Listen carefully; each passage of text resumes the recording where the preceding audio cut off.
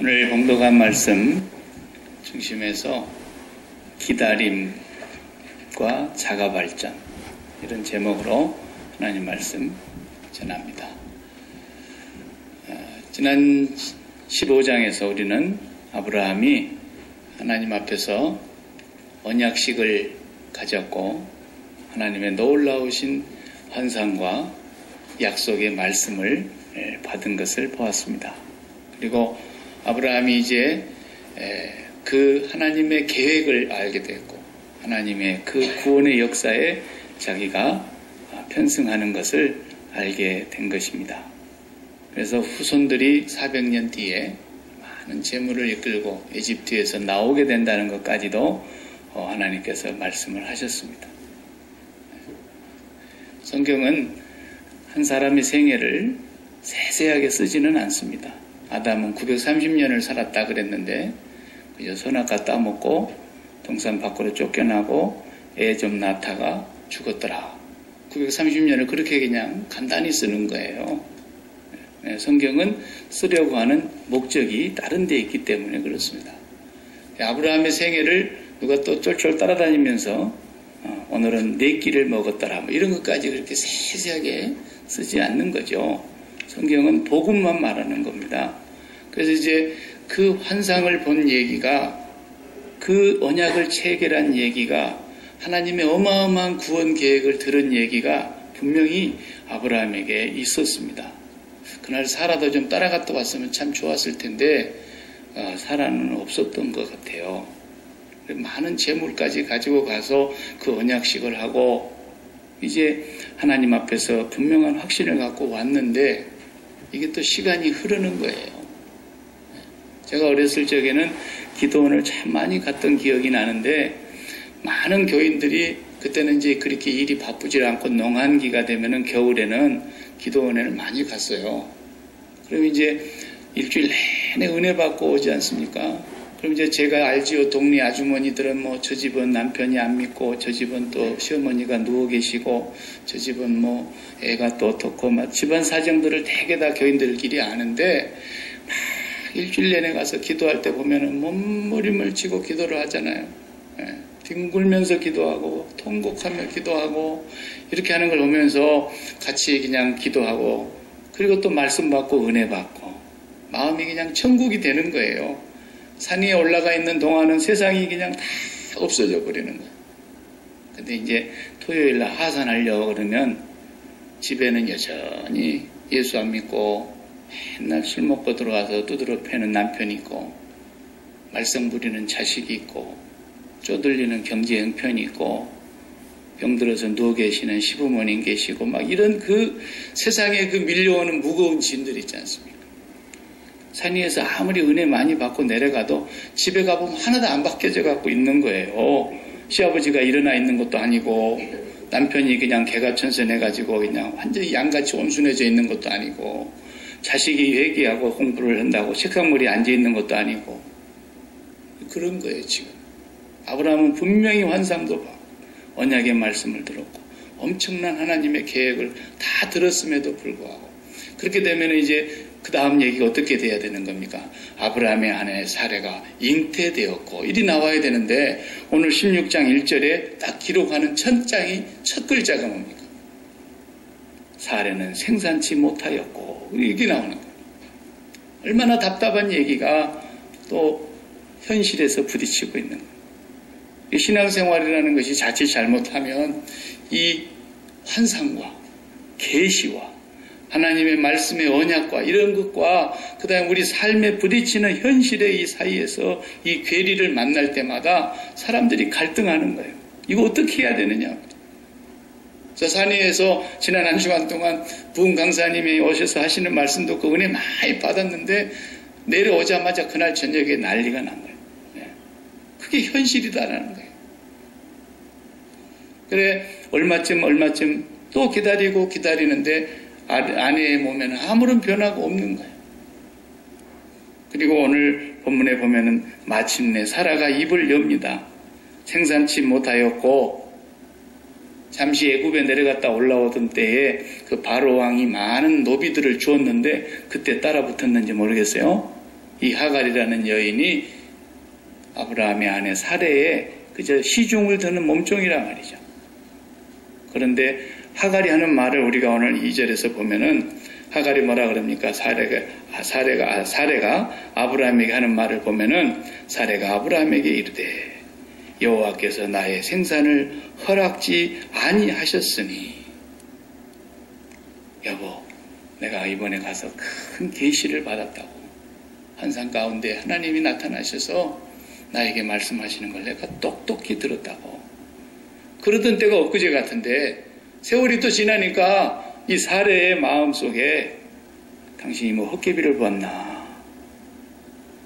하나님께서 나에게 생산을 허락지를 않지 않느냐?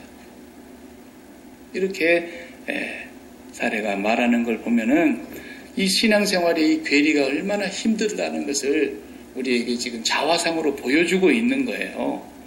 그래서 오늘 본문에서 우리에게 말해주려고 하는 것은 크게 두 가지입니다. 하나는 우리가 신약 성경에 이 장면을 그대로 옮겨서 갈라디아 교회에 편지를 할 때 사도 바울이 썼던 거죠. 갈라디아 교회는 그 당시에 바울이 복음을 전하여 세워진 교회인데 바울이 떠난 이후에 이단자들이 들어와가지고 복음을 위협하고 변질시켰단 말이에요. 그래서 유대인들이 몰려와가지고 야, 예수만 믿어가지고 무슨 구원을 받는다 그러냐? 우리가 아브라함 때부터서 택한 우리 조상들에게서 내려오는 하나님의 말씀을 똑바로 봐라. 모세가 시내산에서 받아온 그 율법이 있지 않냐? 이 율법을 어기고서는 구원이 없다.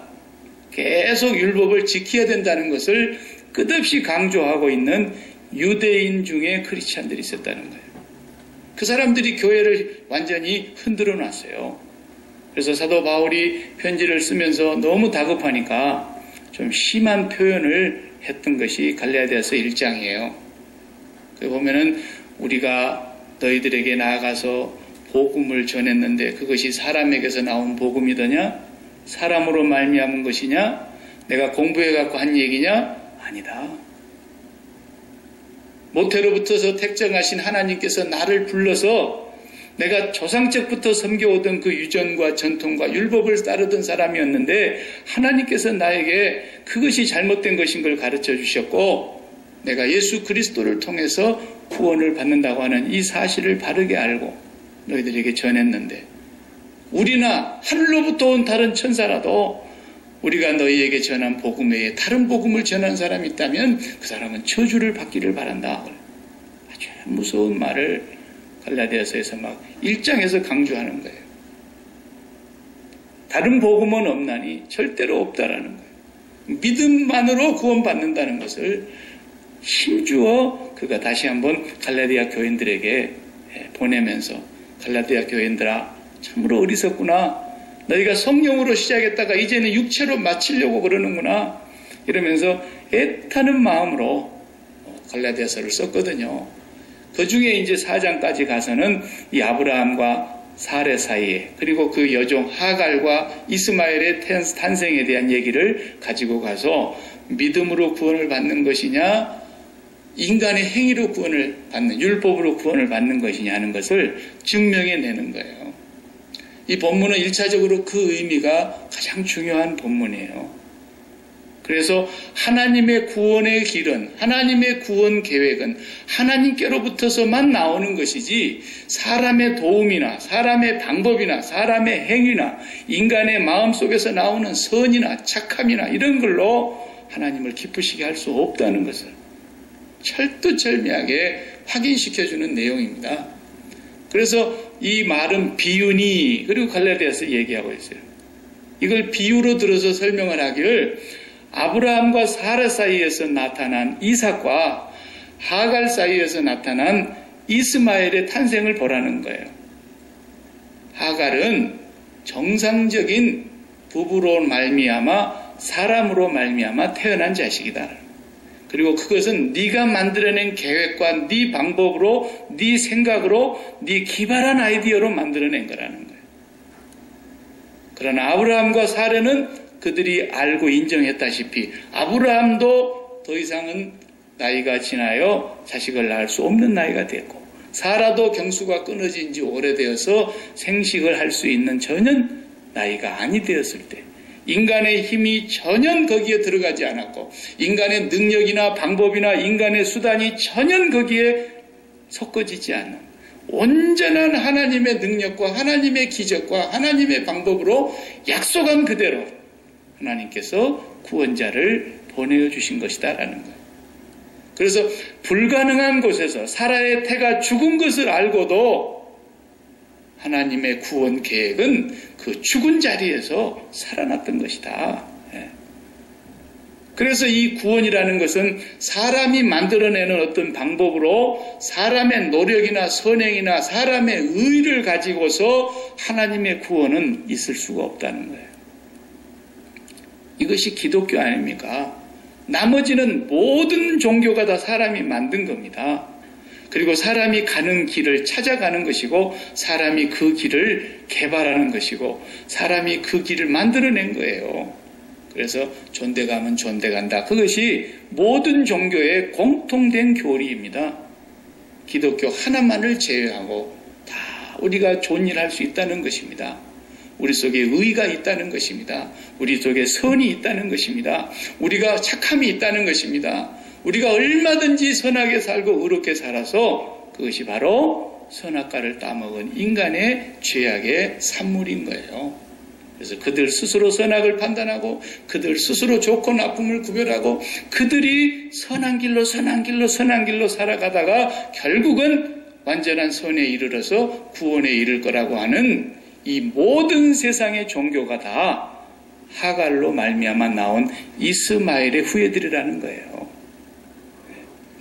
하나님으로 말미암는 이 구원은 절대로 인간의 힘을 빌어서 나오지 않는다는 거예요.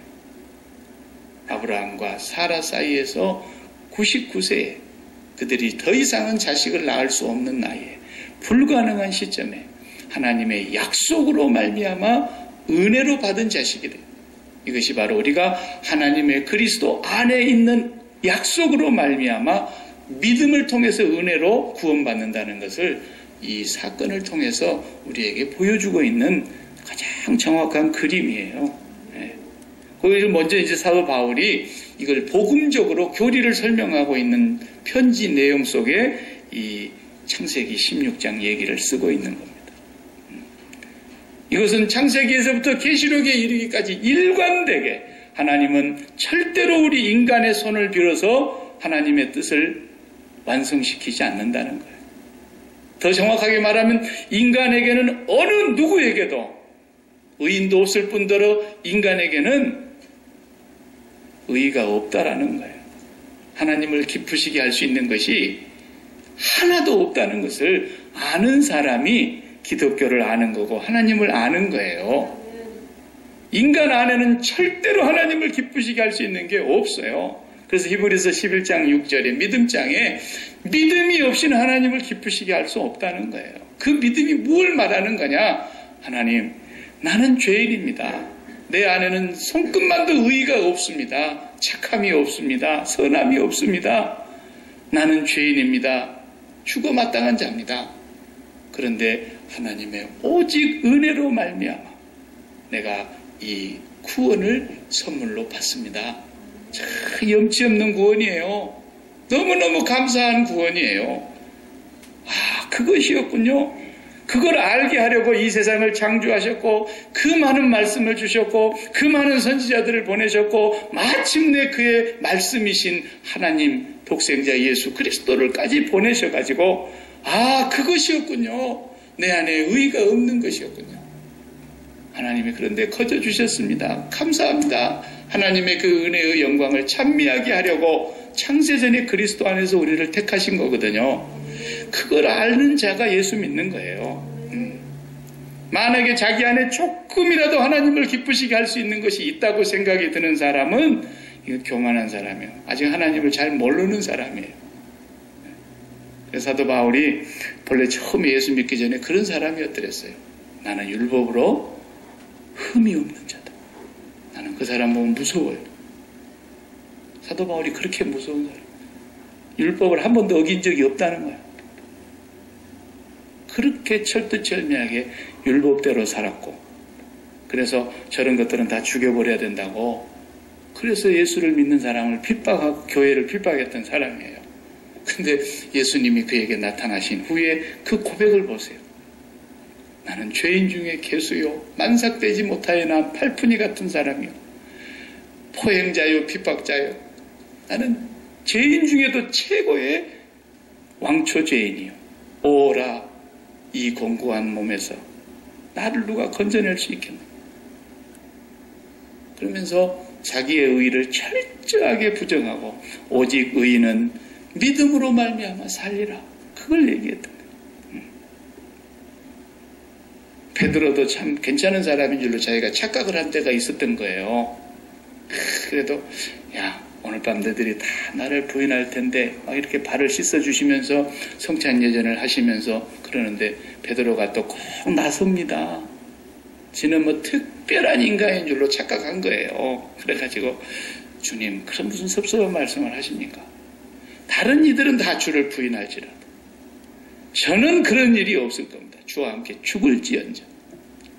보기 좋게 실패한 거예요. 하나님은 그런 실패를 우리에게 허락하시는 거예요. 실패를 맛보게 하십니다. 절망의 나락으로 떨어들어가게 하십니다. 그러면서 인간에게는 아무런 의의가 없고 인간의 힘과 노력과 의지와 인간에게 주어진 모든 것들이 하나님의 뜻을 이루는데 단 0.1%도 도움이 안 되는구나. 이걸 알아야 되는 거예요. 그걸 아는 사람이 진짜 회개하고 돌아오는 거예요. 모든 성경의 그림이 다 그렇지 않아요? 성경에 그런 그림이 아니 된 곳이 한 곳도 없어요. 사람의 힘으로 전쟁에서 이겼다든지 숫자가 많아서 우리가 이겼다든지 이런 얘기가 전혀 없는 거예요. 전부가 다 하나님의 구원의 계획에 의해서 믿음으로 말미암아 되어진 것들이에요. 그것을 성경은 처음부터 끝까지 우리에게 설명하고 있는 내용입니다. 하나님은 절대로 서자를 필요로 하지 않으세요. 하나님은 절대로 서자를 만들지도 않으세요. 전부 사람들이 영적인 서자를 만들어내는 거예요. 그것을 우리의 자화상으로 지금 보라고 하는 그런 얘기입니다. 하갈의 모습을 보면서 우리가 그것을 발견할 수 있어요. 아브라함의 아내 사레가 하갈이라고 하는 여자를 동원해서 기가 막힌 생각을 해내는 거죠. 왜 내가 이 진즉 그런 방법을 몰랐지? 이것이 세상이 말하는 적극적 사고방식이에요. 긍정의 힘인 거예요. 하면 된다라는 거예요. 세상은 그걸 만들어내는 것입니다. 그렇게 해서 성공했다고 하는 것을 자랑하는 것이 세상이에요. 그렇게 해서 내가 고지에 올라갔다고 하는 것을 성공이라고 축복이라고 말하고 그것을 가지고 세상 사람들 앞에 가서 자기를 내세우는 거예요. 기독교인도 그걸 쳐다보고 와 그러는 거예요. 우리가 다 정신 나간 거죠. 하나님이 응답해 주지 않으면 우리도 그렇게 영적인 서자를 만들어 보려고 애를 쓰는 것이 기독교인의 마음속에 있어요.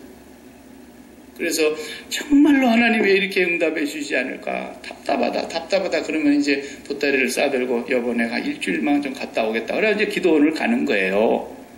막 기도원에 가서 강사님이 소나무 뿌리를 한 2개는 뽑아야 된다 그러니까 그냥 또 잠자는 시간에 나가서 막 소나무 뿌리를 뽑아낸다고 난리를 치지요. 그래도 안 되면 막 가다 돈을 또 써보는 거예요. 헌금을 매번 막 3,000번 절간에서 하는 것처럼 1,000번제라고 또 하는 걸 만들어내가지고 솔로몬이 그랬다더라고 그래가지고 또 막 1,000번제 할 때마다 하루에 봉투에 얼마씩 넣어가지고 1,000번 제사를 또 드린답시고 막 난리를 치는 거예요. 기독교 무당이 많이 생겼어요 지금. 그리고 또 너무너무 절박한데 이 일이 안 이루어지는데 옆에서 또 누가 친구라고 하는 것이 한다는 말이 이보게 아주 정말 신령한 예언 기도를 하시는 목사님이 있다는데 한번 기도 한번 받아보러 가면 안 되겠냐고 또 이런 무당을 또 끌어들입니다. 그러면 또 너무너무 절박하니까 그 말이 그냥 귀에 솔깃 들고 잠자는데도 한번 가볼까 이런 마음이 사람 마음이 막 드는 거예요. 이것이 바로 전부 다 영적인 서자를 만들어내는 길인 거거든요. 그 아브라함에게 여보 내 몸에 아무런 변화가 없어. 당신 헛것 본 거 아니야? 아니야. 하나님이 진짜로 말씀하셨다. 기다려도 안 되니까. 이러다가 남편이 잃게 생겼어요. 그러니까 여자 마음에 다급하니까 꾀를 낸 것이 이렇게 해서 하갈을 들여보낸 것이고 그래가지고 이제 하갈을 통해서 사례는 정말 대리점을 하나 차린 거야. 이제 특약 대리점을 차린 거예요. 보라고. 이것도 하나님의 방법이지 않냐고. 하나님이 자식 주었지 않느냐고. 할렐루야 좋아가지고 얼마나 셋이 좋아했겠어요. 임신됐다는 소식을 듣고. 그런데 그 사건이 그렇게 큰 고통이 될 줄이야. 앞으로 두고 고통이 되지. 우리 집사님 기도하신 대로 우리 한국 사람 성지순례 가가지고 거기서 그냥 폭탄 테러에 그렇게 죽고 다치는 사람들이 전부 다 이 창세기 16장에서 나온 사람들 아닙니까? 온 세계의 두통거리가 된 거예요. 아브라함이 그 한순간에 영적인 서자를 만들어낸 것이. 인간이 하는 일이 이렇게 어리석다는 것을 하나님이 그대로 보고 깨달으라는 거예요. 그걸 허락하시는 것이. 대개 이렇게 영적인 서자를 만들어낸 사람들은 항상 밀실에서 만들어냅니다. 그리고 꼭 불법을 자행하고요. 그리고 하나님의 뜻이 아닌 것은 물론이거니와 세상 법까지 어겨가면서 영적인 서자를 낳으려고 애를 쓰는 거예요. 그러다 보니까 오늘날 유명한 이름만 대면 아는 목사라도 이상이 이렇게 철조망이 쳐져가지고 있고 담장은 회색으로 칠해져 있는 그런 곳으로 이렇게 다 가면서 하나님의 영광을 그렇게 가리고 하나님의 이름을 욕되게 하는 일들이 다 왜 생기겠어요? 영적인 서자를 만들어낸 거예요. 이것이 하나님의 뜻이라고 속인 거예요. 하나님의 방법대로 하지 않았던 거예요. 초급한 마음에. 이것이 오늘날 기독교가 가고 있는 모습이라는 것입니다. 예수 믿는 사람들 마음속에는 자가 발전기가 한 대씩 있어요. 오늘 제목대로 자가 발전기.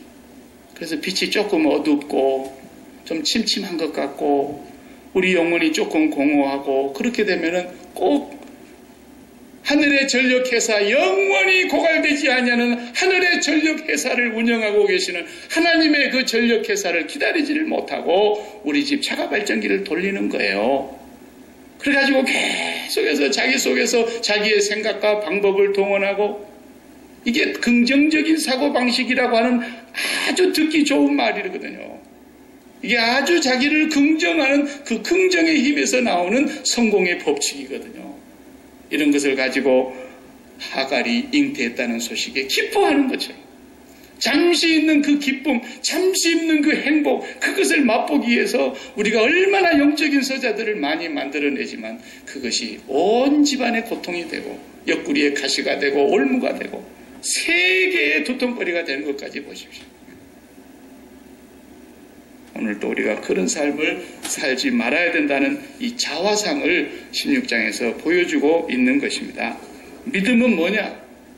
믿음은 기다리는 겁니다. 그 사람이 진짜 기다린다고 하면 진짜 믿는 사람입니다. 진짜 믿음은 기다림입니다. 왕도가 없습니다. 첩경이 뭐냐? 기다리는 겁니다. 사도 바울이 로마서 8장 24절에 우리가 소망으로 구원을 얻었음에 보이는 소망이 소망이 아니니 보는 것을 누가 바라리요? 만일 우리가 보지 못하는 것을 바란다면 참음으로 기다릴지니라. 참고 기다리는 거예요. 정도로 가면서 참고 기다리면 하나님의 뜻이 반드시 이루어진다는 것입니다. 하갈을 만들어서 이스마엘을 낳게 하는 것은 육신의 방법으로 구원을 얻겠다고 하는 얘기와 똑같은 얘기이고 그것이 율법주의고 그것이 인본주의고 그것이 자본주의의 과학 문명의 사회에서 말하는 실용주의고 인간의 힘으로 모든 걸 할 수 있다고 하는 그 그림인 것입니다. 하나님은 이걸 절대로 용납하지 않습니다. 인간의 힘으로 흩어짐도 면하고 죽음도 면하고 우리의 이름을 우리가 저 꼭대기에까지 내보자 이 바벨탑을 하나님이 용납하지를 않으시는 것입니다. 그것이 과학 문명이랄지라도 질병을 대체하는 어떠한 인간의 과학기술이랄지라도 하나님은 거기에 소망이 있다고 말씀하지 않습니다. 아브라함이 기다리지를 못하고 아내의 말에 홀딱 넘어갔어요. 그렇게 말씀을 듣고 환상을 보면 뭐합니까? 그렇게 계시를 들으면 뭐합니까? 그것이 믿음의 전부가 아닙니다. 성경 공부도 필요하고 신학 공부도 필요하고 기도도 필요하고 모든 것이 다 필요하죠. 필요하지만 가장 필요한 것은 뭐냐? 믿음입니다. 순종하고 기다리는 인내하는 믿음입니다. 성경은 계속 그걸 우리에게 그림으로 보여주고 있습니다. 아브라함아 기다려라. 그래서 그때로부터 13년이라는 세월이 지나서 99세에 이르러 비로소 아내 사레가 잉태합니다. 기다리라. 그리고 기다렸어요. 야곱도 기다렸지 않습니까? 21년이라는 세월을 기다렸어요. 모세도 기다렸어요. 광야에서 40년을 기다렸어요. 구름만 보고 있는 거예요. 저게 뜨면 가고 멈추면 멈추고 기다리는 거예요. 신앙은 기다림이라는 거예요. 요셉도 기다렸어요. 13년이라는 그 억울한 세월을 계속 기다렸어요. 다윗도 기다렸어요. 자기에게 기름 부음을 분명히 주셨는데 10년이 넘도록 사울의 칼날을 쫓겨다니면서 자기 손으로 분명히 사울을 해치워버릴 수 있었음에도 불구하고 하나님의 뜻이 이루어질 때까지 기다렸어요. 성경은 끝없는 기다림입니다. 그 기다림은 무슨 기다림? 그 기간이 뭐냐? 애굽에서 가나안 땅을 두고 그 사이에 있는 광야 생활이라는 것입니다. 그 기다림의 순간 40년이 우리에게 뭘 말하는 거냐? 사람이 떡으로만 사는 것이 아니라 하나님의 입으로 나오는 말씀을 믿고 기다리는 것을 배우는 것입니다. 사람의 능력과 사람의 길을 가지고 방법을 찾아가는 것이 아니라 하나님의 손길에 의해서 하나님의 언약의 말씀에 의해서 반드시 이루어지는 것을 믿고 기다리는 기간이라는 것입니다. 이것이 오늘 우리가 믿는 하나님, 그 하나님이 우리를 부르시고 하나님이 기뻐하시는 믿음인 것입니다. 여러분, 지금이라도 우리가 하나님 앞에서 살아가고 있는 동안에 혹시라도 영적인 소자를 만들어 봐야 되겠다 그런 생각이 든다면 멈추시기 바랍니다. 자가 발전은 하나님이 절대로 용납하지 않으십니다. 하나님 우리 형편을 보고 계십니다. 다음 주에도 우리가 그것을 자세히 보겠지만 하나님은 면밀하게 살펴보고 계십니다. 하갈이 도망가는 것도 보고 계십니다. 너무너무 기가 막혀서 견딜 수가 없어서 광야에 가서 죽어버리려고 나아갔던 그 하갈을 찾아가시고 하나님이 그의 고통을 들으시고 그를 보고 계신다는 하나님은 우리의 모든 것을 다 보고 계세요. 한국에 계실 때도 보고 계셨어요. 공중에 올라가도 보고 계신다 그랬어요. 새벽 날개를 치며 바다 끝에 가서 거할지라도 주의 손이 거기서도 인도한다 그랬어요. 땅속에 내 깊은 쪽에서 음부에 내 자리를 펼지라도 주님이 거기도 감찰하고 계신다는 거예요. 우리가 한국에 살고 있을 때도 하나님 보고 계셨다고. 어떤 이유에 있었든지 우리가 태평양을 건너서 미국으로 건너와도 하나님 보고 계세요. 지금 이 야키마에 살고 있어도 이 지역에 우리가 살면서 살아가고 있는 모습을 하나님이 다 보고 계세요. 감찰하고 계세요. 하나님의 방법이 아니면, 하나님의 뜻이 아니면, 하나님의 길이 아니면, 하나님의 시간이 아니면 아니라는 겁니다. 영적인 서자를 만들지 말라는 것입니다. 세상은 끊임없이 이렇게 사례와 하갈을 통해서 우리를 유혹합니다. 그렇지만 하나님께서는 네 마음대로 하는 것은 절대로 성공이라도 실패라는 것입니다.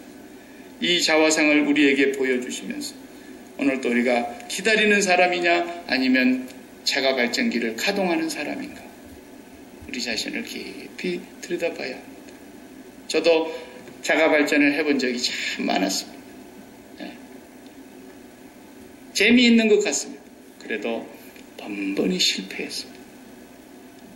기쁨을 가져다 주는 것이 하나도 없었습니다. 자랑할 수 있는 게 아무것도 없습니다. 하나님 앞에서는 우리가 끝까지 기다림으로써 그 기다림 속에서 주님께서 우리에게 약속하신 것을 이루시는 것을 여러분이 반드시 보게 될 것입니다. 저와 여러분이 오늘 또 세상의 소리를, 이 하갈의 방법, 사라의 방법, 이 방법을 십자가에 철저하게 못 박아 버리시고 예수 그리스도 안에서 그분을 기다리면서 그분이 우리를 통해서 이루어 가시는 하나님의 구원 계획에 우리가 믿음으로 순종하고 하나님의 방법을 따라서 가게 되기를 축복합니다.